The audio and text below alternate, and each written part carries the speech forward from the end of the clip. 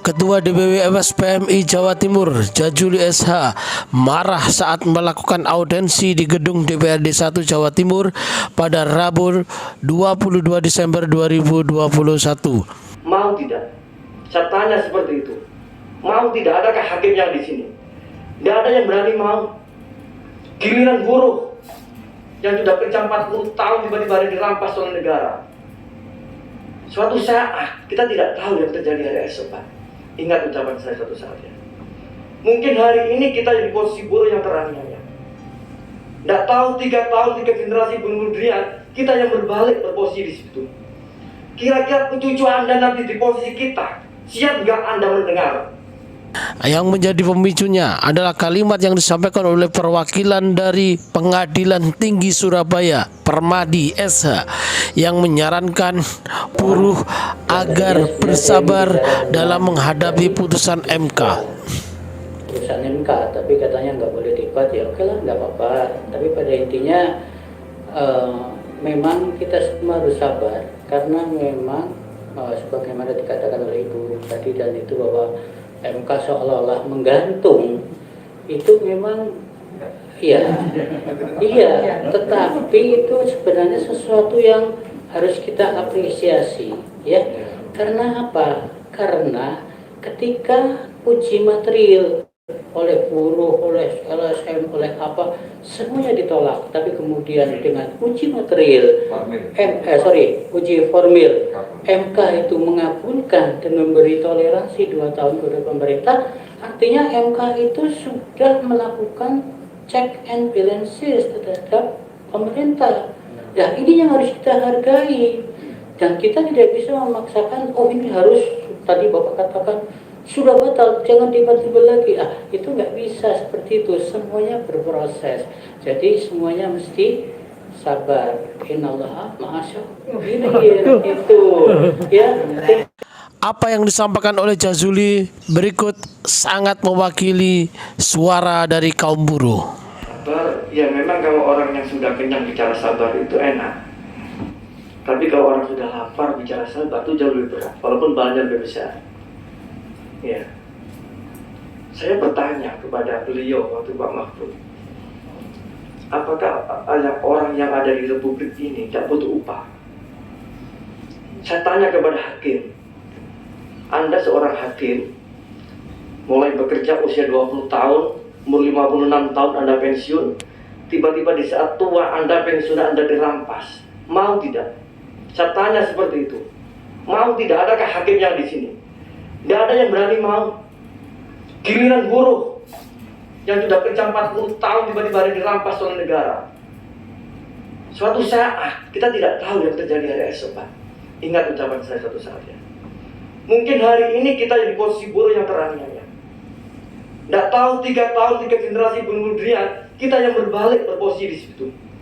Kira-kira cucu Anda nanti di posisi kita, siap nggak Anda mendengar? Itu yang disampaikan.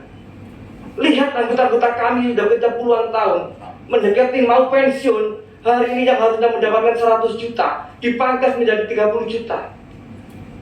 Maukah itu diberlakukan kepada Anda sekian dan anak cucu Anda sekalian? Saya tanya di sinilah, sebagai pimpinan buruh menyampaikan hal ini keras. Pak Mahfud bilang apa? Tidak mungkin, tidak mau. Tega-teganya Anda melegalkan sebuah kejahatan dengan cara-cara seperti ini, merampok hak keperdataan rakyat. Kami akan lawan itu dengan cara kami.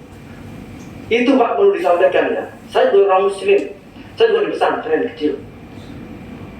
Rasulullah sudah jelas, bayar haknya rakyatnya pekerja sebelum keringatnya kering. Jelas, bukan merampok. Ngerti nggak maksudnya Pak ya? Itu keras kami menyampaikan hal ini. Sama saja orang Pasuruan Pak. Mulai kecil dididik pesantren, kecil seperti itu, jadi aktivis seperti ini. Sabar ya sabar. Tapi di saat ada sebuah perlakuan yang tidak adil, kita diam, dialah pelaku kejahatan. Jelas sebenarnya itu sudah jelas. Keras kami menyampaikan hal ini. Kenapa kami upah? Proses upah itu tidak sekonyong-konyong di Disnaker, di Bu Nur. Ada perundingan antara pengusaha dan pekerja. Lihat teman Jember, lihat teman Probolinggo, berunding. Sudah sepakat halaman. kamu tak naikkan 50.000. Bukan 50.000 per hari, 50.000 per bulan. Mau dibikin apa? Tapi buruh sabar, mau enggak apa-apa. Tapi apa yang dilakukan oleh pemerintah? Enggak boleh naik. Kira-kira apa sampai untuk jadi posisi kita, mau nggak diperlakukan seperti itu? Inilah yang mengusik keadilan. Kenapa 10 November tanpa terjadi perang Sutomo melakukan seperti itu? Di saat bagaimana tentara nikah Inggrisnya menyampaikan proklamasi kamu tidak sah. Ini harga diri, Pak. Di saat negara kita MK sudah menyatakan itu tidak bersyarat, kaki itu sudah cacat. Harusnya negara sabar, tidak boleh. Oh, kita perbaiki dulu 2 tahun, api nanti kita perbaiki. Harusnya kan gitu. Tidak mentang-mentang jadi penguasa, tidak mentang jadi pemerintah, jalankan aja. Mau apa? Hakimnya juga gitu. Mau apa?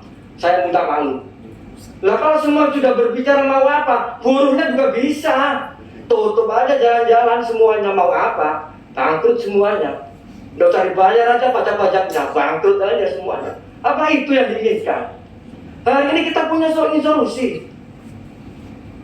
Kami, Pak, sebelum uang kawan-kawan buruh ini dibawa ke pekerja, ke keluarganya, dikasihkan dulu ke negara, dibayar pajak.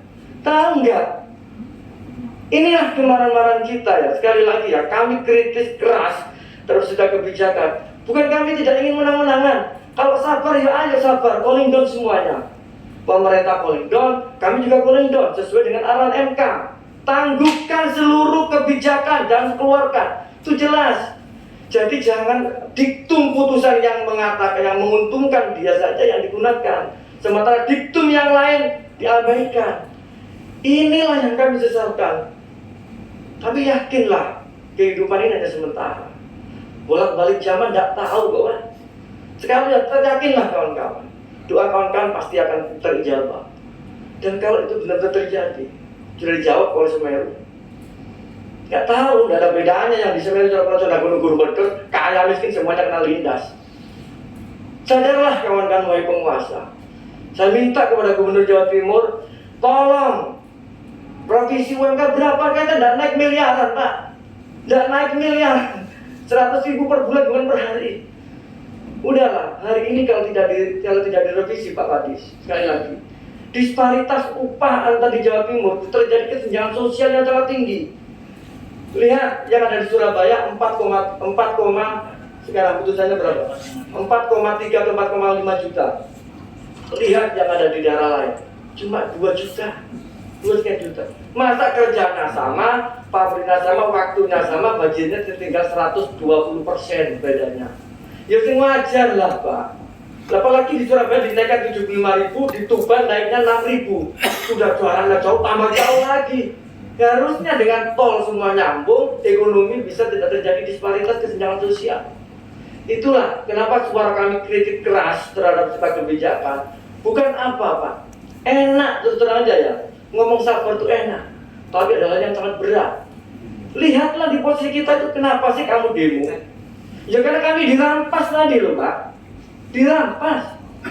Mau nggak hakim tunjukkan kepada saya, hakim mana yang mau pensiunnya dia dibayar, hilangkan. Tunjukkan kepada saya, atau siapapun. Termasuk PHI kita kedok Pak. Termasuk di sana ada wakil saya juga marah-marahin juga. Dan wakil kita yang sebelah kiri. Kamu dipilih, kami amanatkan jadi hakim supaya membela kita, Pak buruh di sana. Kalau kamu diamkan terus seperti apa?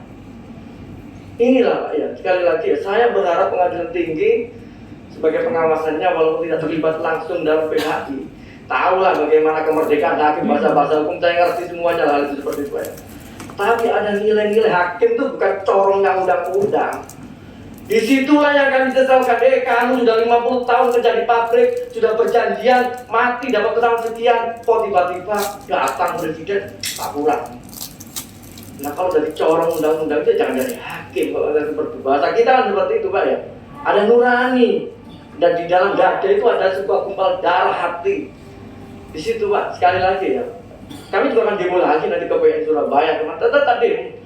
Ya karena cara apa lagi? Tunjukkan kepada kami. Cara apa lagi untuk mengingatkan orang-orang penguasa itu?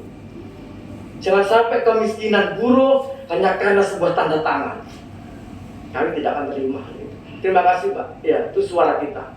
Maaf, mohon maaf. Suara kita sama Muslim, saya juga minta maaf. Tapi suara kami, biar mungkin Bapak mendengar. Kenapa kok seperti itu? Kalau mau sabar, sabar semuanya. Pemerintah sabar, kita sabar. Sesuai keputusan MK nomor 7, tangguhkan semuanya. Jadi, jangan kita disuruh sabar, mereka terus nyerang. Mau enggak? Itu loh Pak, ya. Jadi enak memang ngomongnya. Jadi teman-teman, seperti sikap kita. Tanggal 29 demo lagi kita Pak.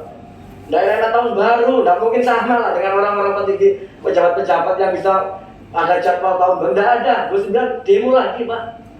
Awal Januari, 5 Januari demo lagi. Sepanjang kita tidak disahkan oleh gubernur. Nuntut apa? Cuma 100.000, 200.000 Pak per bulan. Kecil bagi pejabat, tapi bagi anak buruh berarti. Sekali lagi ya, terima kasih.